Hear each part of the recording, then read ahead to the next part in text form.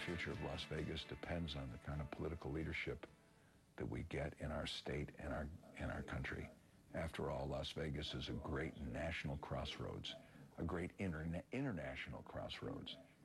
To the extent that America is healthy and well-led, then Las Vegas will be a great reflection of that prosperity.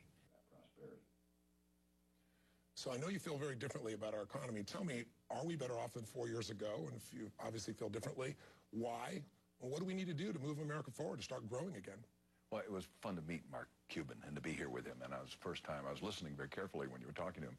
And unfortunately, I disagree with him rather starkly. 4 years ago, Mark mentioned that we were in the throes of an earthquake. And everything was shaking. Yes. Because there was a fault beneath us. The fault had to do with home lending, irresponsible home lending, and a bunch of other reasons that we've discussed and don't need to repeat at this moment. Today, the shaking stopped, but the fault is orders of magnitude bigger. There is there's no metric, no measurement of the health of the American economy that isn't worse today than it was before.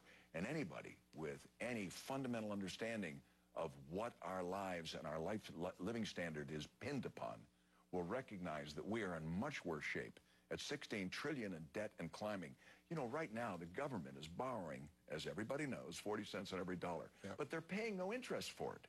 We're artificially repressing the cost of interest and keeping it at 400 billion a year. Let's remember, the government takes in 2.4 trillion a year. 400 billion of it or so is going to interest.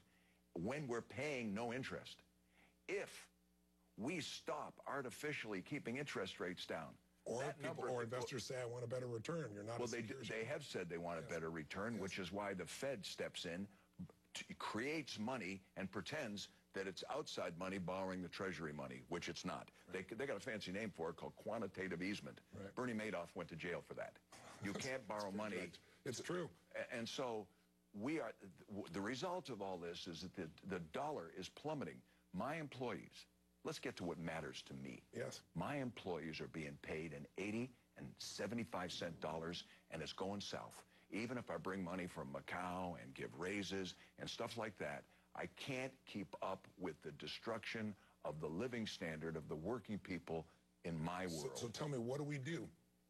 You were a big supporter of President Obama. You voted for him. You gave money to the Democrats. You switched. Do you believe that Mitt Romney can really create 12 million jobs? Or can anyone really do this? Mitt Romney doesn't create 12 million jobs. Yes. We know from the study of history that the only thing that creates a better life is the demand for labor. It is created in the private sector. If the government is going to hire everybody, it's called communism. Right. I mean, we put everybody in the Army, put everybody in the Postal Department, put everybody in the Agriculture Department. It's preposterous and ridiculous. And on top of it, the government makes a lousy deal on labor contracts. But why, as you talk to me privately all the time, there's all this money sitting on the side, guys like you that... 2 or 3 trillion. 2 or 3 trillion. Why is it on the side? What's going to get them back in the game? What President Romney can do. What we've got in the White House today is a first-rate campaigner and a great speech maker. And he's charming, and he's a nice man. He's a nice man. But in this world, it's what you do, not what you say. We've become so fascinated with style and glitz sometimes, and it's a hell of a thing coming from a guy like me, but I've got to say it's what you do, not what you say. True. We've got a guy running for office, Mitt Romney, who's not as good a campaigner as the president, but would be a first-rate president. The president is a first-rate campaigner, a third-rate president. Tell me something, because we've got 2 minutes. I'm going to interject. I want people to hear that you have real specific solutions. Around health care, I know you're worried about your employees. Why do you think the health care program is so poor? What's missing from it? What would you change? Any bill that's 2,700 pages, if you're a citizen and you're looking at this television program, I'm going to make a intemperate statement. If a piece of legislation is 2,700 pages, the public is getting screwed. Nothing that's 2,700 pages. No one can read it. Nobody has read it. Yeah. It's an outrageous example of bad government. But it's really missing competition. Is that your concern? If we take a break... Right now under Obama, the prices are increasing for your employees. Is that Tony, when they take a break at CNN, most likely you're going to see an argument between Progressive, Allstate, and Geico on how to get cheaper auto insurance. Yes. Or you'll see an argument between Vonage, AT&T, and Verizon on cheaper cell phone service. Yes. You'll never see an ad for how to get cheaper health care insurance because that's locked into little monopolies state by state. One of the things we got to do is get health care national, the borders taken away so we can have ads on television for private insurance. That'll cause the price to go down just like it does with auto insurance, just like it does for your cell phone. You did this with your own company, did you not? Did Absolutely. You take, tell me some examples. You cut, what, $1,000 fee from MRI down to what? I got with my union, the culinary union. Yes. With Betsy, with Mitzi,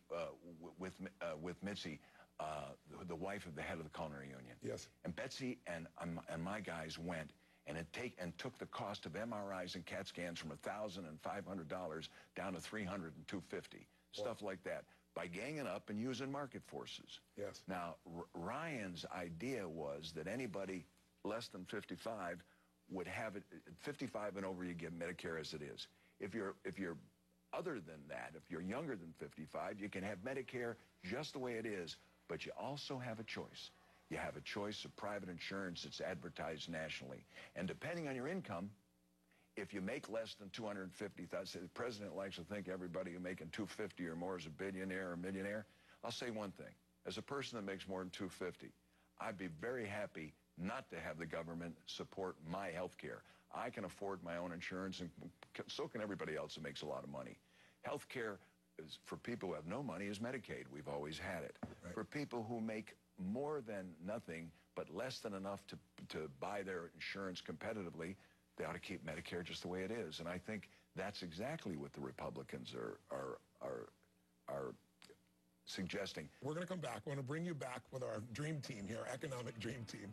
But our next person is T. Boone Pickens, the billionaire who started after 7 years old, created a new career between 70 and 84, and is turning the world upside down with his energy plan. T. Boone Pickens is next.